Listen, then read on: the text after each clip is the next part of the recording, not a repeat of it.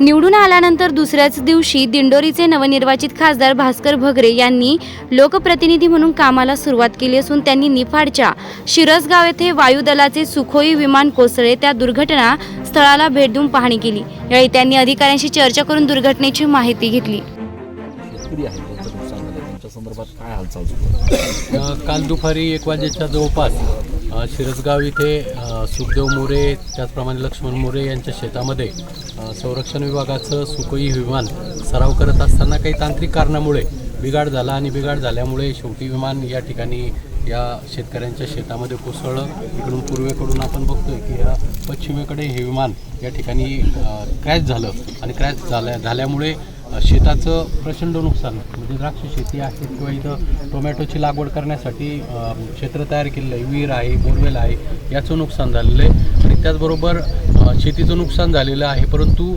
जीवितहानी झाली नाही ही आपल्या सगळ्यांच्या दृष्टीने, कारण पायलट हे पॅराशूटच्या साहाय्याने बिचारे त्यांचे प्राण, परंतु एकाला मला वाटतं गंभीर दुखापत आहे आणि दुपारची वेळ असल्यामुळे शेतामध्ये काम करणारे मजूर बाजूला गेल्यामुळे जीवितहानी हा प्रकार झाला नाही, परंतु शेतकऱ्यांचं नुकसान झालेलं आहे। तर मी आत्ताच मगाशी तहसीलदारांशी बोललो, कलेक्टर साहेबांशी बोलून या संदर्भात ताबडतोब जे काय करायचे कारवाई या नुकसानीच्या बाबतीमध्ये ती करण्यासाठी त्यांना सूचना करून आणि मदत कोणी करायची त्याच्यापेक्षा शेतकऱ्याला लवकर मदत झाली पाहिजे।